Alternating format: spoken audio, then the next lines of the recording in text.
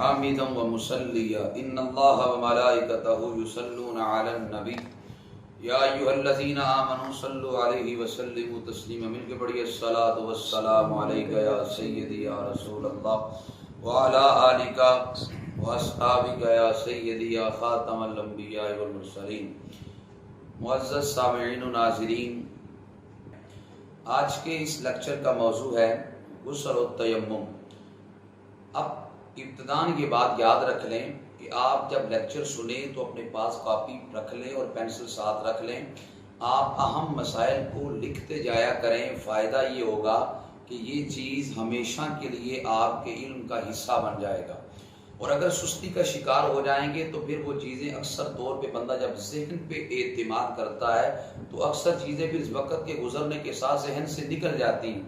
اگر آپ چاہتے ہیں کہ میرا علم دیر پا ہو تو اس کے لیے جب تک آپ اپنے علم کو ضبط تحریر میں نہیں لاتے تب تک آپ کا علم جو ہے وہ مضبوط نہیں ہو سکتا.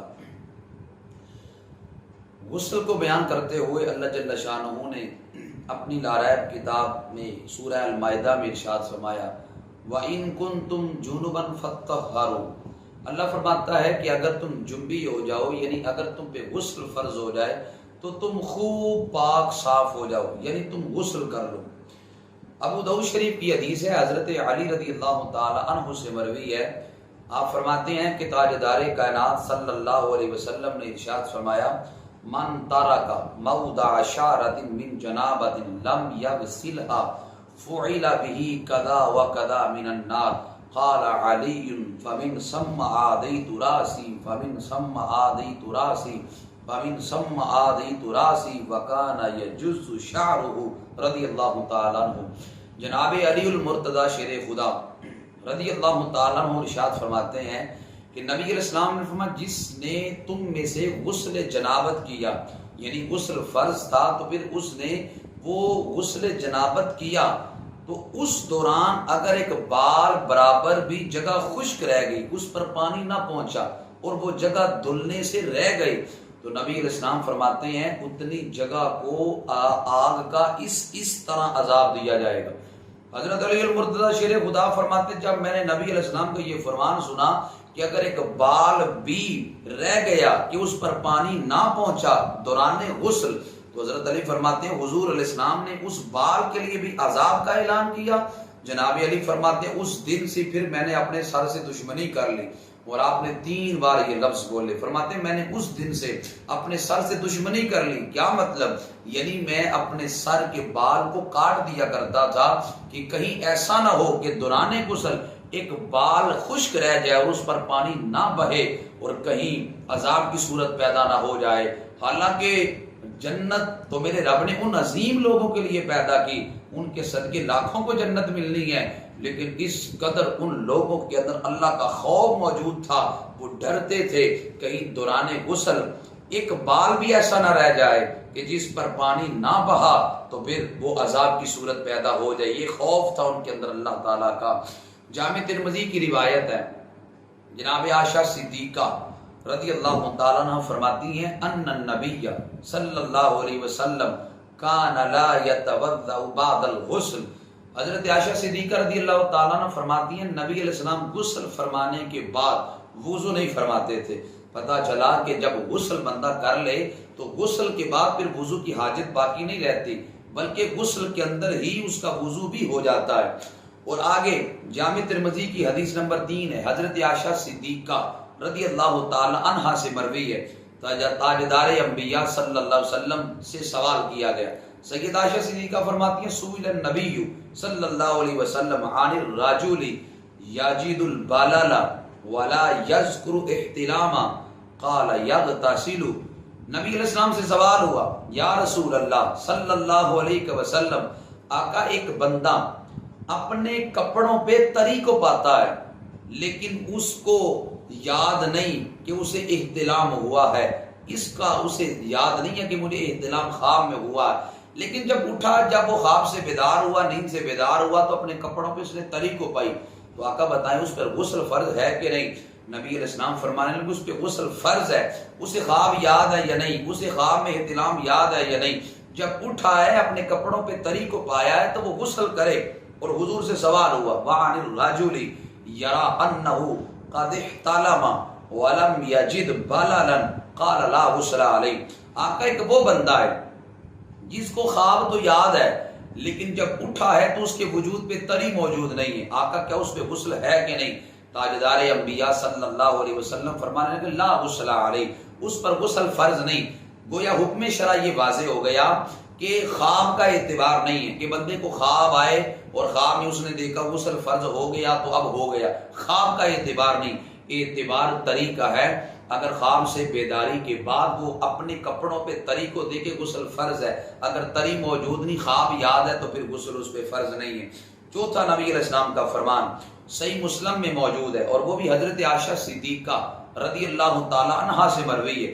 جناب عائشہ صدیقہ فرماتی ہیں کان رسول اللہ صلی اللہ علیہ وسلم اذا کان جنوبا فاراد ان یاکل او ینام توضأ وضوءه للصلاة قبل ان ینام او کما قال علیہ الصلوۃ والسلام.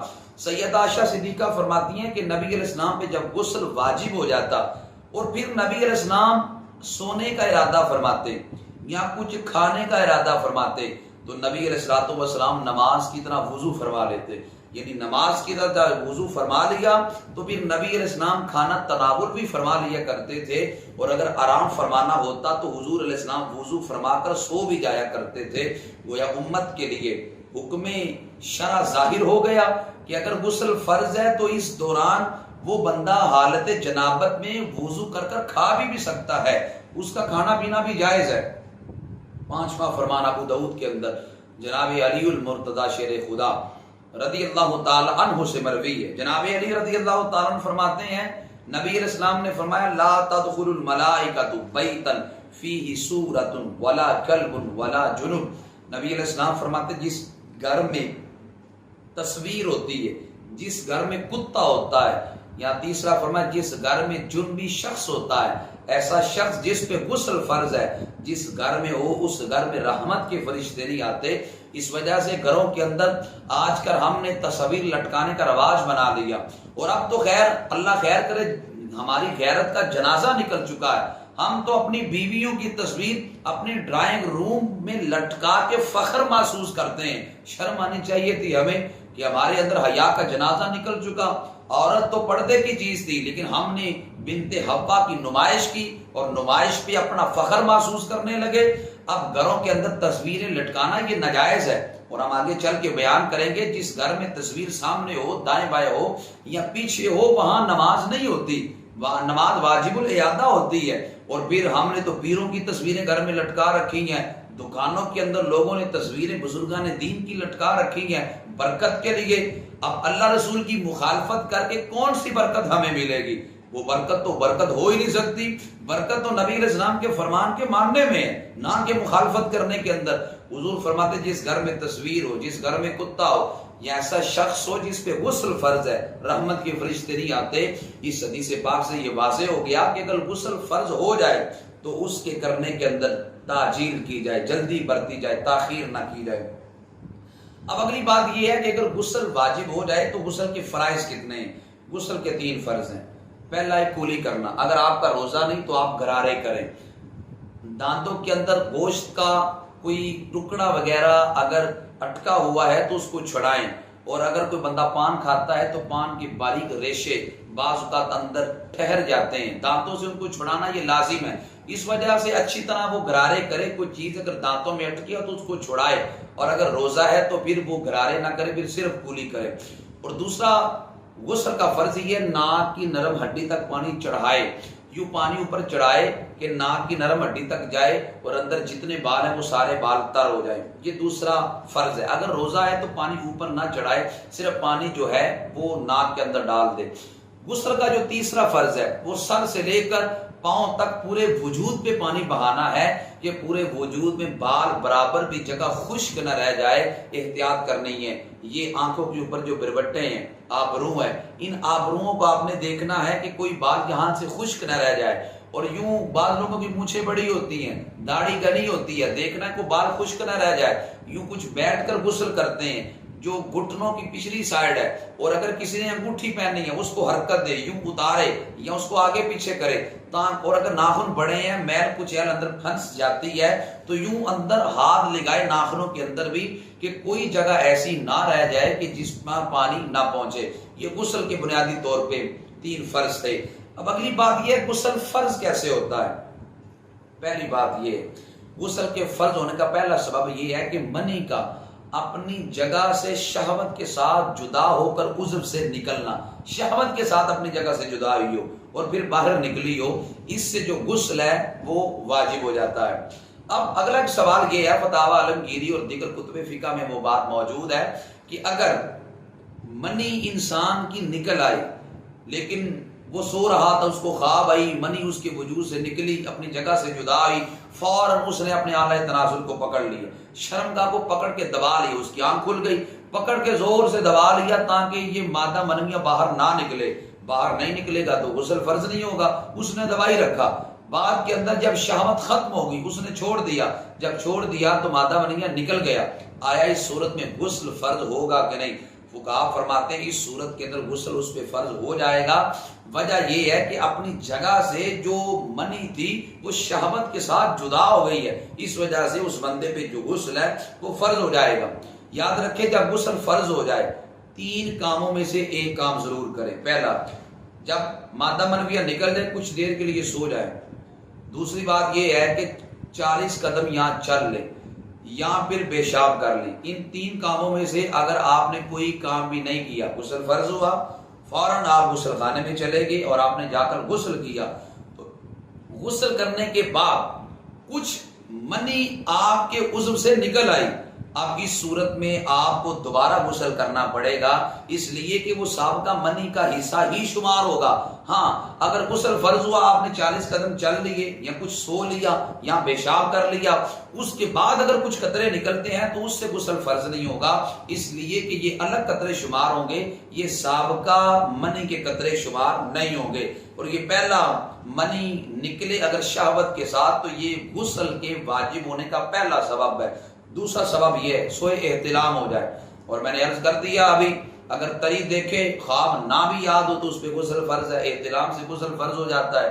اور تیسرا یہ ہے کہ حشفہ کہتے ہیں مرد کی اگلی شرمگاہ کو، مرد کی اگلی شرمگاہ کا عورت کی اگلی یا پچھلی شرمگاہ میں چھپ جانا، اس سے فاعل اور مفعول یعنی دونوں پر، مرد اور عورت دونوں پر غسل فرض ہو جاتا ہے۔ یوں حیض و نفاس سے بھی جو غسل ہے وہ فرض ہو جاتا ہے۔ اب یہ بھی یاد رکھیں یہ تو تھا غسل فرض، کچھ غسل سنت بھی ہیں، وہ کون کون سے ہیں؟ آپ جو جمعۃ المبارک کو غسل کرتے ہیں وہ سنت ہے، سنت کا مطلب ہے نہائیں تو ثواب ہے، نہ نہائیں تو گناہ نہیں ہے، جمعے کا جو غسل ہے وہ سنت ہے۔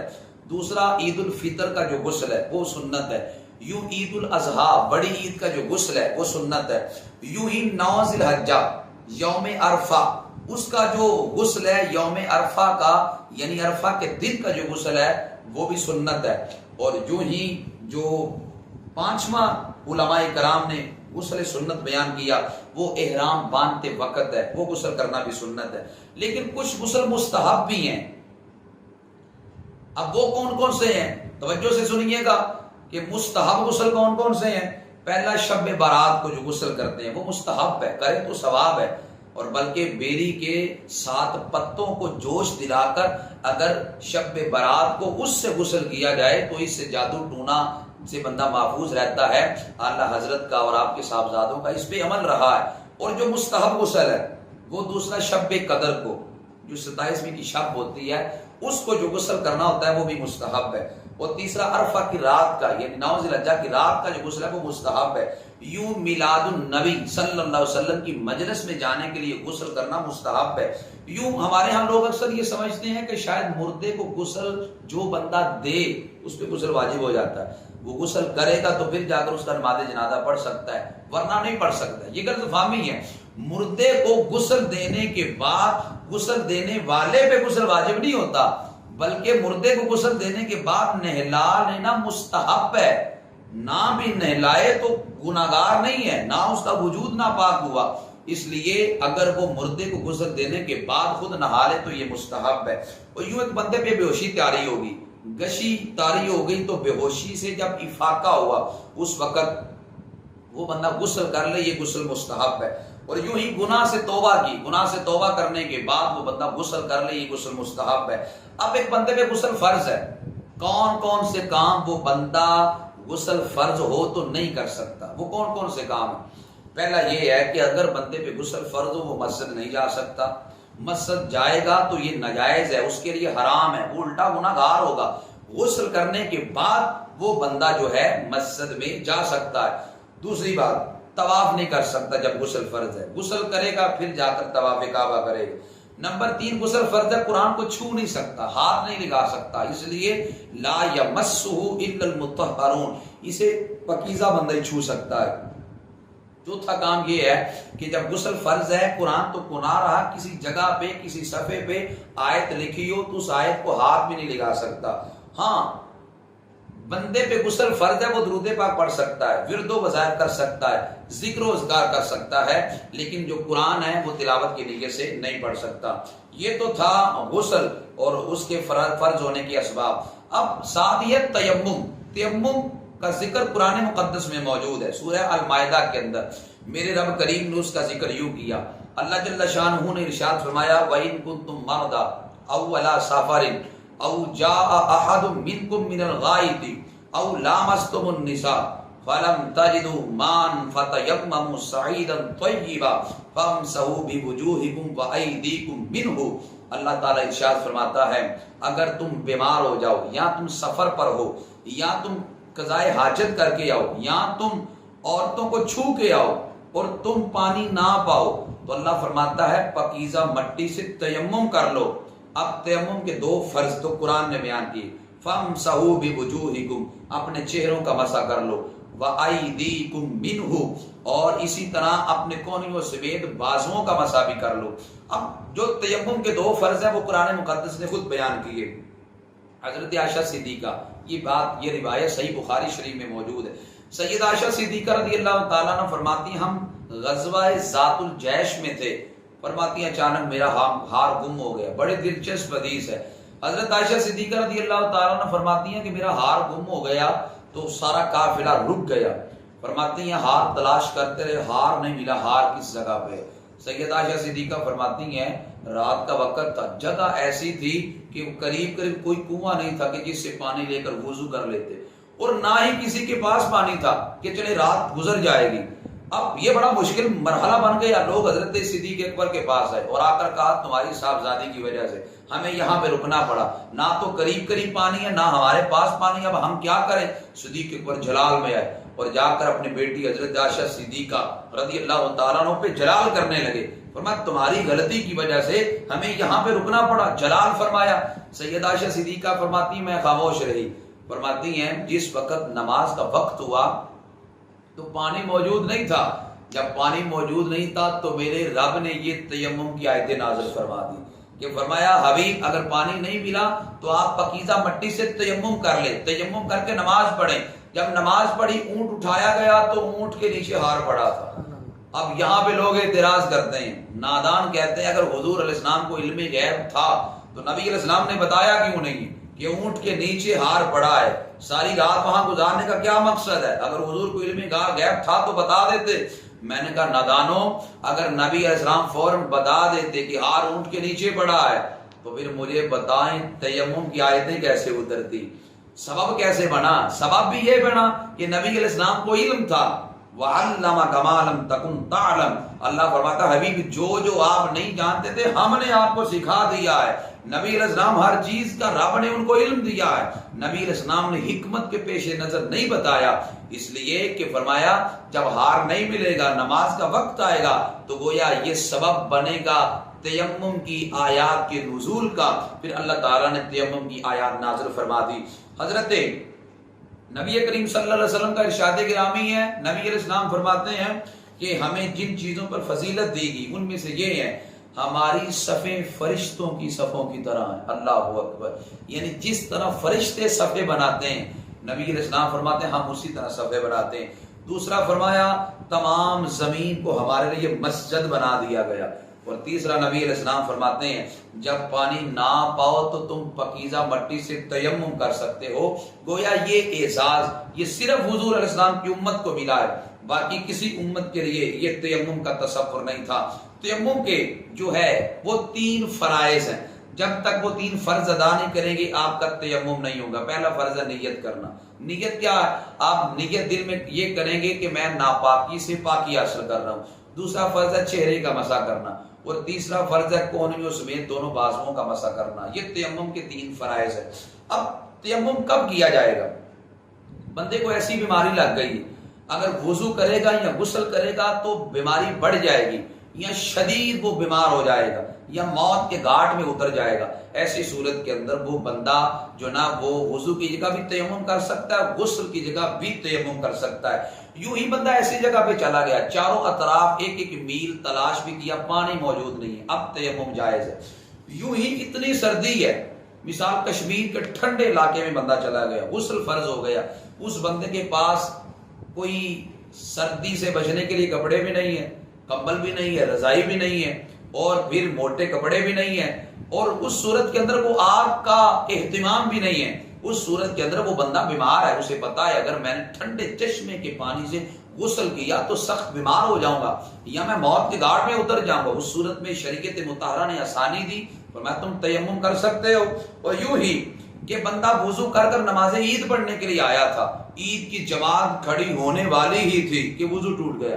اب اگر 10 صفحے پیچھے ہیں، 15 صفحے پیچھے ہیں، وضو کرنے جائے گا تو جماعت نکل جائے گی، جماعت رہ جائے گی، اور عید کی نماز کی قضا بھی نہیں ہے. اس لیے وہ وہیں بیٹھے بیٹھے تیمم کر سکتا ہے. اور یوں ہی جنازہ تیار تھا، جنازہ شروع ہو گیا، باہر سے بندہ آیا، اب وہ تصویر غم بن جاتا ہے، میں کیا کروں، وضو کرتا ہوں جنازہ نکلتا ہے، وضو نہیں ہے، جنازے میں شامل بھی نہیں ہو سکتا. شریعت کہتی ہے اسی جگہ بیٹھ کے تیمم کرے، تیمم کر کر فوراً جنازے میں مل جائے. اب جتنی رکعتیں اس کی رہ گئی ہیں، مثال رکعتوں سے مراد تکبیریں، جتنی تکبیریں اس کی رہ گئی ہیں 1 2 3 جتنی تکبیریں رہ گئی ہیں وہ اتنی بار لفظ اللہ اکبر کہہ لے. اور اگر وقت ہے یعنی صفحے نہیں ٹوٹی، جنازہ نہیں اٹھایا، تو ان کے اندر جو پہلی تکبیر کے بعد ثنا پڑھی جاتی ہے، دوسری کے بعد درود پاک، تیسری کے بعد میت حاضہ کے لیے دعا، اگر صفحے نہیں ٹوٹی یا جنازہ نہیں اٹھایا تو اندر والی دعائیں بھی پڑھ لیں. اگر خدشہ ہے کہ جنازہ جلد اٹھا لیں گے پھر جتنی تکبیریں چھوٹی ہیں اتنی بار لفظ اللہ اکبر کہہ لیں. اور مزے کی بات آپ کو بتاؤں، تیمم پانی کے ہوتے بھی بعض صورتوں میں کیا جاتا ہے. عجیب بات ہے کہ تیمم وضو کا نائب ہے، کہ پانی نہیں ملتا تیمم کر سکتے ہیں. بعض صورتیں ایسی بھی ہیں کہ پانی سامنے پڑا ہے، آپ اس صورت کے اندر بھی تیمم کر سکتے ہیں. مثال کے طور پر وہ صورتیں کون سی ہے؟ آپ کا وضو نہیں ہے، آپ درود پاک پڑھنا چاہتے ہیں، فوراً تیمم کر لیں، آپ درود پاک پڑھیں. یوں ہی ورد و وظائف کرنے کے لیے اگرچہ ٹوٹیوں میں پانی موجود ہے لیکن آپ کہتے ہیں یار میں وضو کرنے کے لیے جاؤں گا، چلے میں ویسے درود پاک پڑھ لیتا ہوں، تو اس کے لیے پہلے تیمم کر لے، ورد و وظائف کے لیے تیمم کر لے. یوں ہی سونے لگا ہے بندہ، وضو نہیں کرنا چاہتا، تیمم کر لے. مسجد میں جانا چاہتا ہے، وضو اس کا نہیں ہے، اس کے لیے بھی تیمم کر لے. ان صورتوں میں پانی کے موجود ہوتے ہوئے بھی بندہ تیمم وغیرہ کر سکتا ہے. اور یوں ہی اگر بندے پہ غسل فرض ہے، وقت اتنا تنگ ہے، اگر وہ بندہ غسل کرے گا تو اس صورت کے اندر نماز کا وقت نکل جائے گا. وہ بندہ تیمم کر لے، تیمم کر کے نماز ادا کرے، اور بعد کے اندر غسل کر کے نماز کا اعادہ کر لے. اور آخری بات یہ ہے کہ تیمم کس چیز سے کیا جائے؟